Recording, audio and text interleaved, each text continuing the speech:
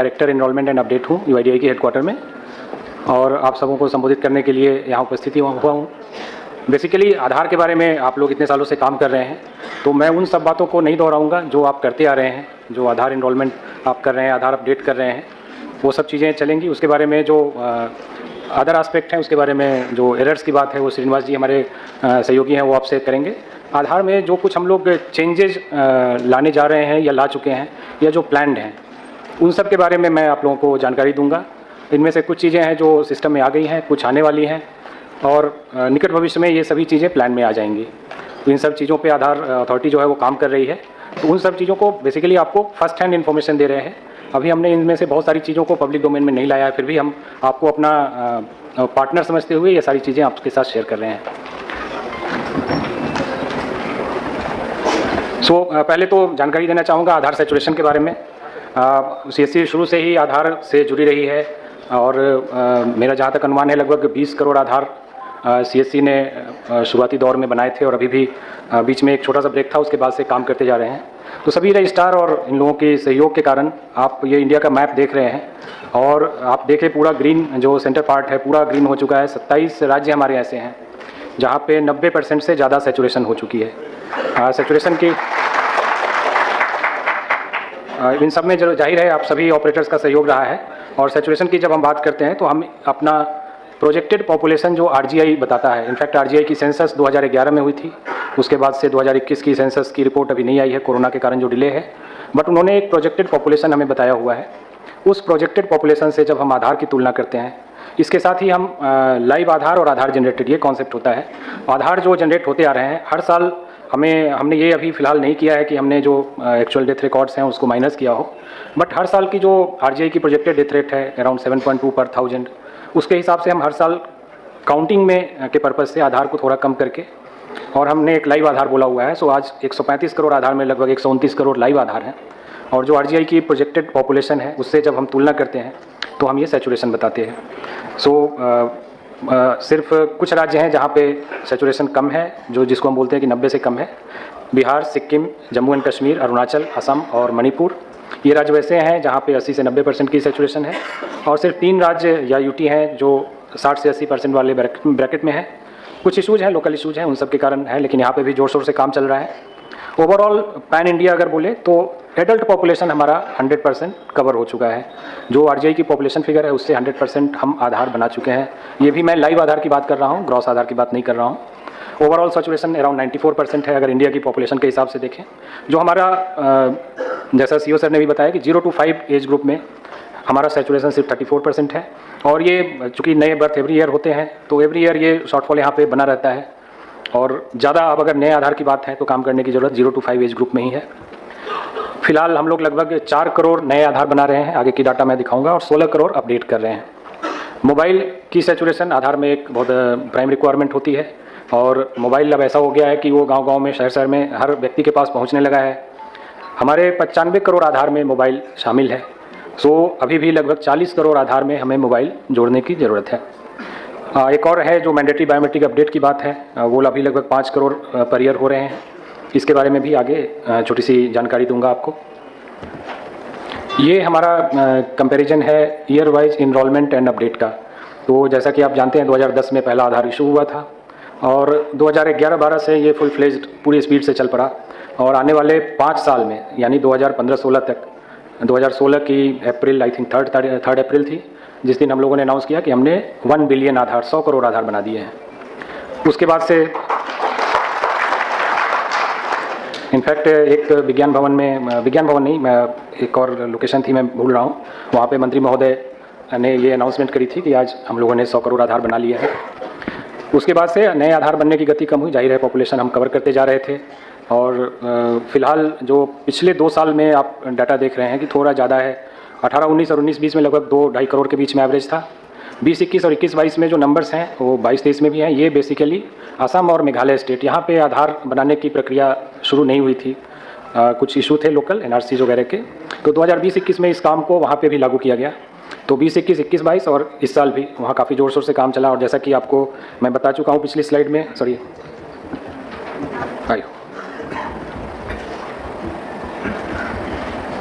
पिछली स्लाइड में कि असम की सैचुरेशन जो है वो 80 to 90 में आ चुकी है और मेघालय अभी 60 to 80 में है।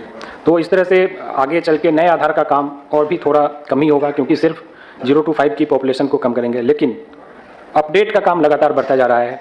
पिछले 2017-18 से 20-21 तक आप देखें तो फ्लैट 9 करोड़ के आसपास अपडेट था, लेकिन 21-22 में ये 16 करोड़ हुआ। इस साल भी जो डाटा है वो उम्मीद है कि ये 16 करोड़ के आसपास रहेगा और आगे और बढ़ने के चांसेस हैं।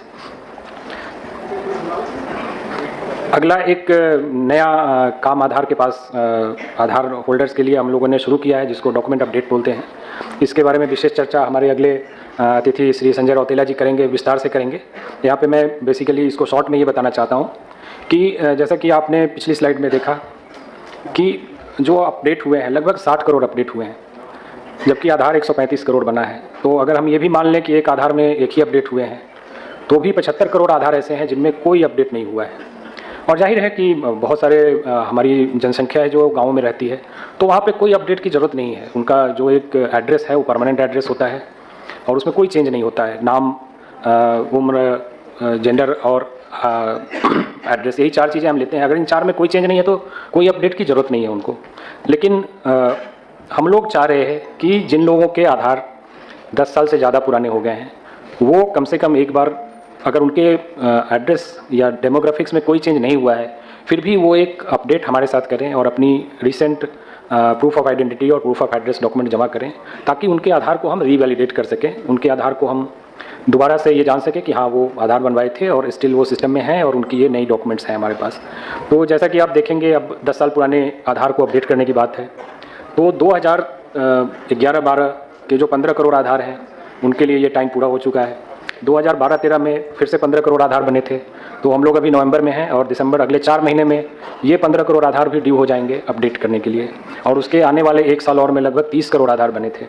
सो आने वाले 16 महीने में लगभग 60 करोड़ आधार हैं जो इस प्रक्रिया के लिए एलिजिबल हो जाएंगे कि उनका डॉक्यूमेंट एक बार अपडेट किया जा सके। ये पूरे आधार इकोसिस्टम के लिए बहुत बड़ी चुनौती है कि हमें लगभग अगले आने वाले 16 महीने में 60 करोड़ आधार अपडेट करने हैं। इसके लिए बड़े पैमाने पे हम मीडिया कैंपेन कर रहे हैं। आप लोगों को भी आज कुछ पैम्पलेट दिया गया होगा। तो जिनके आधार में कोई डेमोग्राफिक चेंज नहीं भी है, तो भी उन्हें एक डॉक्यूमेंट हमारे पास सबमिट करना है। चलिए, इसकी जानकारी हमारे सहयोगी बताएंगे आपको। इस पर मैं और ज़्यादा विशेष अभी नहीं बताता हूँ, आगे बढ़ता हूँ। अगली प्रक्रिया है चाइल्ड इनरोलमेंट की प्रक्रिया। बच्चों के जो हम इनरोलमेंट करते हैं, तो 0 to 5 के बच्चों के हम फिंगरप्रिंट कैप्चर नहीं करते हैं। उस समय हम सिर्फ उनके फ़ोटोग्राफ लेते हैं, उनके माता पिता में से किसी एक का आधार लेते हैं और उनकी ऑथेंटिकेशन करते हैं, मतलब उनकी फिंगरप्रिंट माता पिता की लेते हैं। तो इस प्रक्रिया में थोड़ा और सुधार किया जा रहा है, जो हमें इस बात के लिए करेगा कि हम चूँकि हमारी जो यूएसपी है, जो हमारा प्रोटोकॉल है कि हम बायोमेट्रिक्स के बेसिस पे, फिंगरप्रिंट और आइरिस के बेसिस पे ये निर्धारित करते हैं कि एक व्यक्ति को 2 आधार ना मिल सके।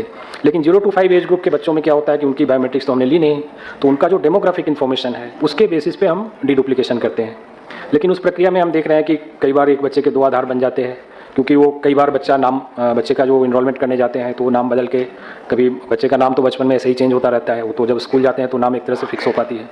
तो उस प्रक्रिया को ज़्यादा ऑथेंटिक बनाने के लिए हम लोग ये करने जा रहे हैं कि हम दोनों माता पिता दोनों के आधार नंबर उसमें लेंगे, जिससे हमको डीडुप्लीकेशन जब हम करें तो उस माता पिता के डिफरेंट जो उन माता पिता को हेड करते हुए जो आधार बने होंगे उनको कैप्चर करके हम डीडुप्लीकेशन कर सकें, ताकि एक बच्चे को डुप्लीकेट आधार इशू ना हो। इसमें बहुत सारे ऑप्शन रखे जाएंगे, जहां अगर एक ही माता पिता में से एक अवेलेबल है, दूसरा नहीं है या ऑर्फन है, इस तरह की एक्सेप्शन पॉलिसी रहेगी वहाँ पे। बट ये बेसिकली एक प्रक्रिया हम लाने जा रहे हैं। दूसरा कि RGI जो रजिस्ट्रार जनरल ऑफ इंडिया है, उन्होंने बर्थ रजिस्ट्रेशन के लिए भी काफ़ी मेहनत करी हुई है। तो हम लोग ये प्रपोज करने जा रहे हैं कि आगे के आधार में, जब बच्चों का आधार बनेगा, तो प्राइमरी डॉक्यूमेंट सिर्फ बर्थ सर्टिफिकेट होगा। बर्थ सर्टिफिकेट के अलावा दूसरे डॉक्यूमेंट को हम लोग एक्सेप्शन में ही स्वीकार करेंगे, अदरवाइज स्वीकार नहीं करेंगे। तो इस पर भी काम चल रहा है। आने वाले कुछ महीनों में ये प्रक्रिया पूरी तरह से सिस्टम में आ जाएगी। हमें जो अपना क्लाइंट है उसको अपडेट करना है, अपग्रेड करना है, उस प्रक्रिया में है। तो ये आप लोगों के लिए जानकारी है कि फ्यूचर में जब आप बच्चों का इनरोलमेंट करेंगे तो दोनों माता पिता के दोनों का आधार लेना होगा और बर्थ सर्टिफिकेट लगाना होगा।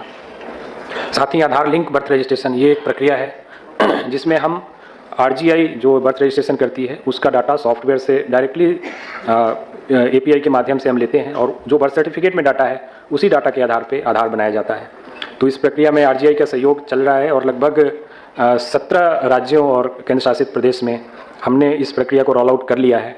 बाकी जगह पे काम चल रहा है, हमें ये 36 स्टेट तक, यूटी तक पहुंचना है। तो इस प्रक्रिया के होने के बाद मतलब ऑनलाइन तरीके से आधार, बच्चों के आधार 0 to 5 एज ग्रुप के आधार को हम बनाने के लिए आगे बढ़ेंगे। हो सकता है कई स्टेट में, खास करके हरियाणा वगैरह में शायद सीएससी भी हरियाणा गवर्नमेंट के साथ शायद टाइड अप है, तो इस प्रक्रिया को आप लोग जानते होंगे जो वहाँ पे काम कर रहे हैं। हमने कई राज्यों के हेल्थ मिनिस्ट्री को भी अप्रोच किया है कि वो भी अपने सिस्टम को इन बच्चों के इनरोलमेंट के लिए लगाएं, और ये सिस्टम ALBR जो आधार लिंक्ड बर्थ रजिस्ट्रेशन है उससे जब लिंक हो जाएगा तो डाटा कैप्चर RGI की सॉफ्टवेयर से डायरेक्ट होगा। अगली प्रक्रिया जो है बच्चों के मैंडेटरी बायोमेट्रिक अपडेट की है। तो मैंडेटरी बायोमेट्रिक अपडेट जो हमारा रेगुलेशन आधार का है वो बोलता है कि बच्चों को 5 से, जब वो उनकी उम्र 5 साल की हो जाती है तो अगले 2 साल के अंदर, 5 से 7 साल के बीच में, और पुनः 15 से, जब उनकी उम्र 15 साल की हो जाती है तो अगले 2 साल के अंदर 15 से 17 के बीच में उन्हें एक बार अपना बायोमेट्रिक अपडेट कराना है। 5 से 7 साल वाले एज ग्रुप के लिए तो ये ज़रूरी है क्योंकि उनकी बायोमेट्रिक हमारे पास है ही नहीं, तो ये तो करना बहुत ही ज़रूरी है। और 15 से 17 में भी, चूँकि अब मान लीजिए 5 साल के बच्चे ने कराया तो उसकी जो फोटोग्राफ आधार पे होगी, जो उसकी फिंगरप्रिंट, फिंगर की साइज़ होगी वो काफ़ी छोटी होगी, तो इसलिए वो 15 के एज में एक बार अपडेट कराना जरूरी है ताकि उसकी फ़ोटो अपडेट हो जाए, जो नया आधार उसके पास आए। आधार नंबर तो वही रहेगा, ये तो आप जानते हैं, लेकिन उसको एक नए, जिससे उस आइडेंटिटी से उसको पहचान उसको मिल सके। तो ये अभी तक हमने काफ़ी इस पर कैंपेन भी किया और लोगों को किया कि भाई आप आधार मैंडेटरी बायोमेट्रिक अपडेट करवाएं, लेकिन उसके बावजूद बहुत सारे लोगों ने अभी करवाया नहीं है। तो एक चेंज हम लोग अपनी पॉलिसी में लाने जा रहे हैं जो कि 1 जनवरी से लागू होगा। इसमें है कि जो UIDAI ने 2 साल की परमिशन दी है कि 2 साल के अंदर आप अपडेट करा लें, अगर उस पीरियड में आप अपडेट कराते हैं तब तो वो पैसे UIDAI आपको लिए फ्री ऑफ कॉस्ट होगा, UIDAI संबंधित रजिस्ट्रार को पैसे देगी। लेकिन अगर आप 7 साल और 17 साल से ऊपर के हो जाते हैं तो आपने वो अपना जो सिस्टम आपको UIDAI ने प्रोवाइड किया था वो आप उसको यूज़ नहीं कर पाए, तो उसके बाद वो चार्जेज आपको खुद बियर करने पड़ेंगे। संभव है इसके कारण लोगों में थोड़ी जागरूकता आएगी, और ये पिछले लगभग 7-8 महीने से हम लोग इस पे मैसेजिंग कर रहे हैं लोगों को कि आप अपडेट अपने करा लें। आगे ये लगभग 1 जनवरी से हमारा प्लान है कि ये सिस्टम में आ जाएगा। उसके बाद से मैंडेटरी बायोमेट्रिक अपडेट बिल्कुल एज फिक्स हो जाएगा कि 5 से 7 और 15 से 17 में ही UIDAI चार्जेस बियर करेगी। उसके बाद आपको जो कंसर्न रेजिडेंट होंगे उनसे पैसे लेने होंगे। अगली प्रक्रिया जो है वो एडल्ट इनरोलमेंट, जैसा हमने बोला कि ये लगभग 100% हो चुका है पूरे इंडिया में, और इस पे बहुत सारे कॉर्नर से हमें आ रही थी कि आप अब थोड़ा ज़्यादा ध्यान दे करके एडल्ट की इनरोलमेंट करें। तो इसके बारे में बहुत सारी चर्चाएं हुई डिफरेंट लेवल पे, जैसा कि CO सर ने भी आपको ब्रीफ किया होगा। तो इस एडल्ट इनरोलमेंट को हम लोग कुछ सेलेक्टेड सेंटर पे डेजिग्नेट करने जा रहे हैं, जो सेंटर बहुत ही कम होंगे। हर एक ब्लॉक या तहसील में एक सेंटर होगा और एक सेंटर डिस्ट्रिक्ट में होगा। लेकिन मैं अगली स्लाइड में आपको बताऊंगा कि इस कारण से आप लोगों को कोई ज़्यादा परेशान होने की ज़रूरत नहीं है। हमने 2022-23 का डाटा एनालिसिस किया है, लगभग 6 महीने का डाटा जो अप्रैल से सितंबर तक का है। इस पीरियड में लगभग 10 करोड़ ट्रांजैक्शन हुए हैं, और जिसमें से सिर्फ 20 लाख एडल्ट के इनरोलमेंट हुए हैं, जो कि लगभग 2% से भी थोड़ा कम है, 2% मान लेते हैं। 98% ट्रांजैक्शन जो है वो इस रेस्ट्रिक्शन में कवर नहीं होता है। इसके अलावा जो डॉक्यूमेंट अपडेट है वो एक अपने आप में, मैंने बताया कि 60 करोड़ आधार अगले 16 महीने में अपडेट करने हैं, वो भी इस रेस्ट्रिक्शन में कवर नहीं होता है। तो मेरा ये कहना है कि इसके लिए इस 2% काम को अगर हम रेस्ट्रिक्ट भी करेंगे तो इससे आप लोगों के वर्कलोड पे कोई कमी नहीं होने वाली है। वर्कलोड पहले से बहुत ज़्यादा बढ़ने ही वाला है। तो ये UIDAI की एक डिसीजन है कि हम बहुत ही सेलेक्टिव वे में इनरोलमेंट करें, ताकि जो व्यक्ति अभी मतलब ये तो आश्चर्य की बात है कि भाई पिछले 10 साल से आपने आधार क्यों नहीं बनवाए, तो उनके लिए हमें बहुत तरह की जांच करके उनको अब आधार देने की ज़रूरत है। तो इसमें आप लोगों का सहयोग होगा और आप लोगों को इससे वर्कलोड पे कोई कमी नहीं होगा, ये मैं आश्वस्त करना चाहूँगा। आधार चार्जेज के बारे में फर्स्ट सेशन में हमारे DDGRO दिल्ली महोदय ने बताया था कि डिस्प्ले होना चाहिए रेट चार्ट जो है। हमने नया रेट चार्ट भी फिर से इशू कर दिया है, जिसमें डॉक्यूमेंट अपडेट के जो चार्जेज हैं वो भी ऐड कर दिए गए हैं। तो आप लोग भी रेट चार्ट जो है नया ज़रूर अपने सेंटर पे लगाएं, और ये सारे चार्जेज जो हैं डिस्प्ले करें, ताकि जनता को किसी तरह की दुविधा ना हो कि भाई इस चार्ज के हमें पैसे देने हैं या नहीं देने हैं। क्योंकि कई बार लोग गलत इसमें, आपको पता होगा कि हम लोग इसके बारे में सर्वे करते हैं। कोई भी कंप्लेंट्स हमारे पास आती है ओवर चार्जिंग की, तो हम एक सर्वे करते हैं। उसके बारे में भी आपको बता दूं कि सर्वे ऐसा नहीं होता है कि एक आदमी ने, किसी ने बोल दिया तो हम उसको सही मान लेते हैं। एक लंबी प्रक्रिया से गुजरते हैं। मिनिमम 10 लोगों से हमें पूछना है, और 10 लोगों ने बात करने के बाद अगर 5 या 5 से ज़्यादा लोगों ने बोला कि नहीं हमसे ज़्यादा पैसे लिए गए हैं, तभी जाके हम उस सर्वे को मानते हैं, नहीं तो उसको हम नहीं मानते हैं। और 1-2 लोगों के बोलने से कोई फ़र्क नहीं होता है, हम उनको ये रिलीज़ कर देते हैं। तो इसलिए आप लोगों को रेट चार्ट लगा के रखना चाहिए ताकि जनता को दुविधा ना हो और सही पैसे वो पे करें आपकी सर्विस लेने के लिए। अगली जानकारी है revise list of supporting document. जैसा कि आप जानते हैं, आप पिछले 10 साल से हमारा एक फिक्स पैटर्न था, proof of identity and proof of address, proof of relationship and proof of date of birth. ये 4 डॉक्यूमेंट हम बनाते थे और ये 4 डॉक्यूमेंट चाहे आप न्यू एनरोलमेंट करें या अपडेट करें, सब में कॉमन होता था। तो अभी तक जो जानकारी है कि वो एक ही डॉक्यूमेंट है, आप उससे एनरोलमेंट भी कर सकते हैं, अपडेट भी कर सकते हैं। लेकिन हम इस प्रक्रिया में फिर से चेंज लाने वाले हैं। आने वाले, हो सकता है आने वाले नए साल में ये आपको देखने को मिले कि अब 3 तरह के डॉक्यूमेंट होंगे। पहला होगा जो चाइल्ड 0 to 5 न्यू एनरोलमेंट, इसमें सिर्फ और सिर्फ बर्थ सर्टिफिकेट होगा और उसके अलावा कुछ एक्सेप्शन डॉक्यूमेंट होंगे जिनके पास किसी तरह से ये बर्थ सर्टिफिकेट नहीं है। और बाकी न्यू एनरोलमेंट जो 5 से 18 एज ग्रुप या एडल्ट के लिए होगा, उसमें बहुत ही रेस्ट्रिक्टेड टाइप के डॉक्यूमेंट होंगे, वो डिफाइन किए जाएंगे। और बाकी सारे जो डॉक्यूमेंट आप आज की डेट में देख रहे हैं वो अपडेट के लिए वैलिड रहेंगे विद सर्टेन चेंजेज व्हाट्सोएवर वो हैपन हो रहे हैं। तो बेसिकली अब डॉक्यूमेंट जो अभी एक ही टाइप का होता था, वो डॉक्यूमेंट अब आने वाले समय में 3 टाइप के हो जाएंगे। इसके साथ ही जब ये चेंजेज होंगे तो हम इनरोलमेंट की फॉर्म भी चेंज करेंगे। बच्चों के इनरोलमेंट की फॉर्म अलग होगी, एडल्ट के इनरोलमेंट और अपडेट की फॉर्म अलग होगी। तो ये चेंजेस भी आपको देखने को मिलेंगे। सो नया डॉक्यूमेंट सेट मिलेगा आपको और नए इनरोलमेंट फॉर्म मिलेंगे। एक और नई चीज़ जो आने वाली है, ये भी नए साल के अंदर ज़रूर आ जाएगी। इस पर हो सकता है पायलट हमारा दिसंबर में स्टार्ट हो जाए। अभी एक स्टैंडर्ड सर्टिफिकेट इशू होता है। स्टैंडर्ड सर्टिफिकेट की एक पेपर डॉक्यूमेंट है और उस पर डाटा भरा जाता है, रेजिडेंट की फ़ोटो लगाई जाती है। आप लोग काफ़ी संख्या में इस स्टैंडर्ड सर्टिफिकेट को यूज़ कर रहे होंगे और वो किसी डेजिग्नेटेड ऑफिसर द्वारा स्टैम्प्ड एंड साइन होता है। इसको हम लोग सीडैक के माध्यम से एक ई साइन सर्टिफिकेट क्रिएट करने जा रहे हैं। इसमें जाहिर है कि रेजिडेंट आपकी भी हेल्प लेंगे। उनका हर एक रेजिडेंट पहले एक सर्टिफिकेट क्रिएट करेगा जिसमें वो अपने नाम, एड्रेस वगैरह सारी चीज़ें भरेगा। इसमें फ़ायदा ऑपरेटर के लिए ये होने वाला है कि प्रेजेंट सिनेरियो में जो सर्टिफिकेट होता है वो हाथ से भरा होता है, तो कहीं भी कोई करेक्शन होने से फिर वो एक डुबियस डॉक्यूमेंट में आता है, रिजेक्ट हो जाता है। यहाँ पे सारी चीज़ें इलेक्ट्रॉनिकली टाइप्ड होंगी और उसके बाद वो जो ऑफिसर, डेजिग्नेटेड ऑफिसर हैं जो इसको इशू करेंगे, उनके पास जाएगा। डिजिटली वो लॉगिन करके इसको एक्सेस करेंगे, वहाँ पे इसको आधार ई साइन से वो इसको साइन करेंगे एंड देन वो डॉक्यूमेंट इलेक्ट्रॉनिकली भी अवेलेबल होगा UIDAI की डाटाबेस में, और वो प्रिंट भी ले सकते हैं जो रेजिडेंट होंगे। वो प्रिंट की कॉपी लेकर आपके पास आएंगे। आप जब इनरोलमेंट करेंगे तो बैकएंड, पहला तो कोई उसमें एरर नहीं होगा और बैकएंड पे हम उसको वेरीफाई कर सकते हैं कि वो कौन से ऑफिसर ने इशू किया है।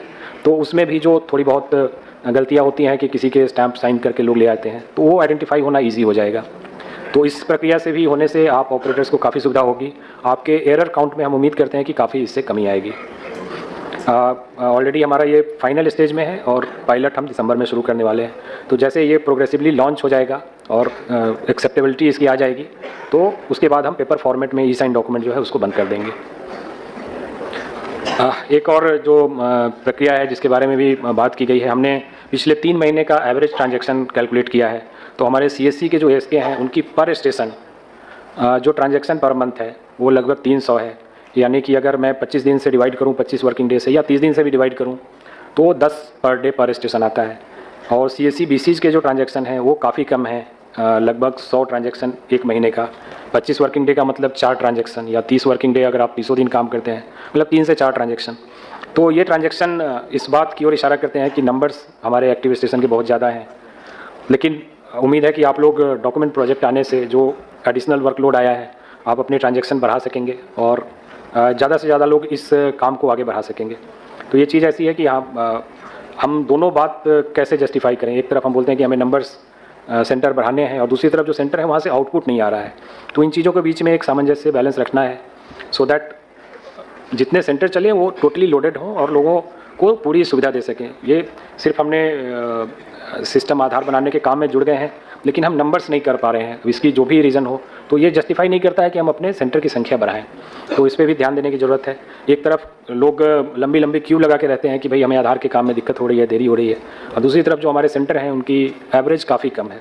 तो इस पर भी आप लोग ज़रूर ध्यान देंगे।